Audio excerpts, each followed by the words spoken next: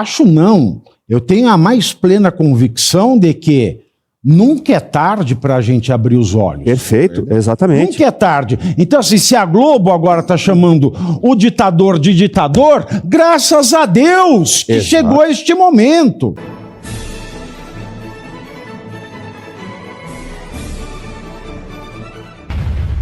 Tribunal Federal. Eles perceberam que o pau que só estava dando em Francisco começou a bater no Chico Buarque. Modos de dizer. Não é verdade? E na ditadura é assim. Ninguém tem direito a absolutamente nada. Quem acha que está gozando de algum direito, na verdade, só tem uma concessão temporária enquanto você está afagando as duas bolotas do escrotal do ditador. É a única coisa que diferencia é essa. Quando você está afagando, está gostoso. Agora, quando você não está, aí você entra na mira dele. E eu ouvi dizer em Brasília, e essa frase me marcou muito, Holliday, porque tem auditor da Receita que já diz o seguinte: hoje a gente chegou ao ponto de ter menos medo de investigar o PCC do que o que vocês estão vendo aí na imprensa. O PCC virou pinto. Exatamente. Sabe o que é mais interessante nisso tudo? É que enquanto você tem uma organização criminosa de fato, como é o caso do PCC, já colocou o terror no país, especialmente em São Paulo. Já foi quase que um nome impronunciável pelas ruas, né? As pessoas literalmente tinham medo de falar do PCC pelas ruas. E hoje aí você vê uma organização criminosa já rachada, tem as suas brigas internas, etc. E os próprios auditores já se sentem mais seguros em investigar as formas como o PCC faz para lavar dinheiro. Agora, em relação à Suprema Corte, eles sofrem risco de sofrer retaliação. E por quê? Porque ao longo dos últimos anos não se colocou limite ao Supremo Tribunal Federal. Não se colocou limite aos ministros do Supremo Tribunal Federal, que literalmente têm superpoder. O PCC chegou a ter superpoderes em São Paulo. Chegou a atacar fogo nas ruas, nos ônibus. Até a polícia, em algum momento, ficou contida lá pelos anos de 2005 e 2006. Mas o poder que o Supremo exerce atinge todo o país. Submete todo o poder judiciário da sua última instância até todos os seus fóruns locais. Submete também todo o poder legislativo, porque não há no legislativo brasileiro hoje número de parlamentares com coragem suficiente para enfrentar o Supremo Tribunal Federal. E submete todo o poder executivo em todas as instâncias, porque não há pessoas à frente do executivo com coragem suficiente para enfrentar a Suprema Corte. Eles estão em um campo aberto para abusar livremente dos seus poderes e retalhar qualquer um que ouse minimamente investigar se eles estão fazendo alguma coisinha errada. Imagina você, Cláudio, ouvindo um noticiário internacional, falando assim, na Colômbia teme-se mais o ministro da Suprema Corte do que o Pablo Escobar. Pensei nisso. Porque o que a gente está vivendo no Brasil hoje tem-se mais medo do Alexandre de Moraes e de outros ministros do Supremo Tribunal Federal do que do doutor Marcos Camacho, conhecido como Marcola. Não pode ser normal uma coisa dessa. Com toda certeza, Pavinato, não é normal, né? De duas uma, ou se considera o PCC mais justo do que Alexandre de Moraes no seu próprio julgamento, na sua forma de se proteger, ou então a gente entende que o Brasil já se tornou um narco-estado, está tudo pacificado, a estrutura do PCC é como uma empresa e é mais simples e menos perigoso investigá-la e de repente até cobrar algo do PCC do que do Alexandre de Moraes, que age como quer, age como você mesmo foi um crítico sempre aqui com toda a precisão, né? Aquela questão de usar os próprios precedentes para determinar novas decisões. Exato.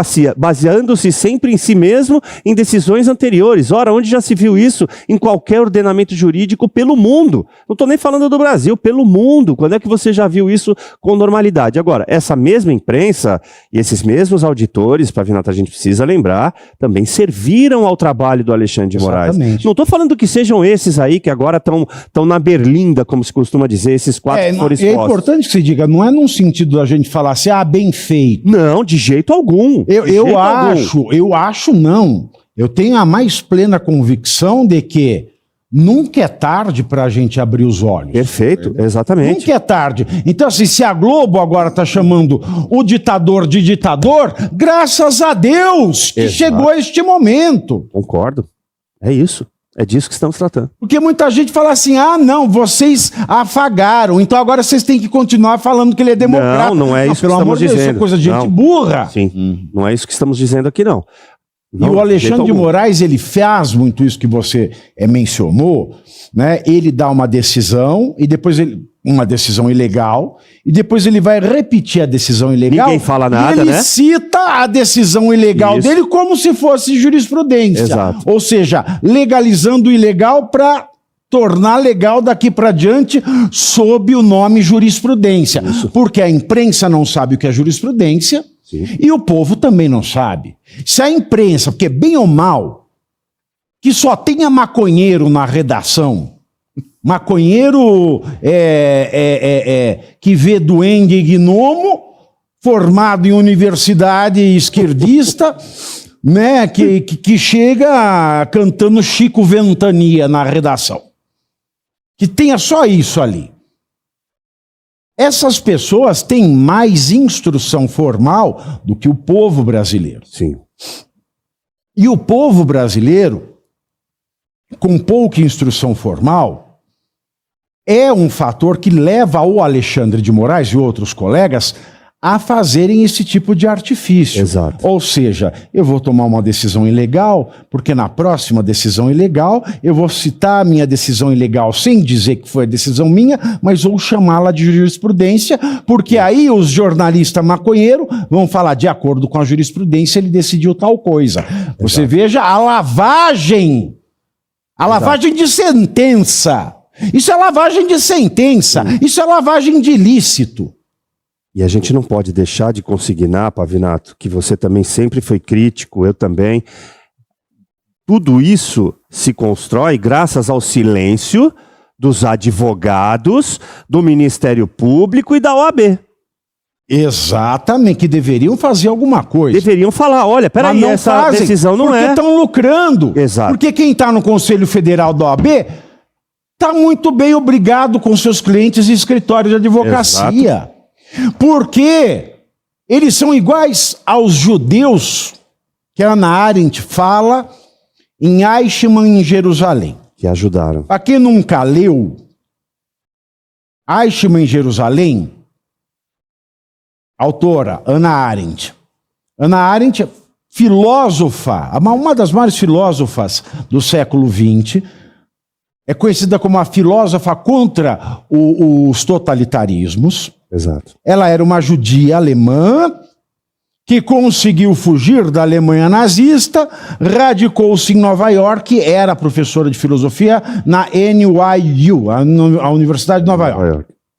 Pois bem, quando Jerusalém, já com o Estado de Israel formado, formou um tribunal ad hoc, ou seja, um tribunal sem parâmetros, para julgar nazistas capturados pelo mundo.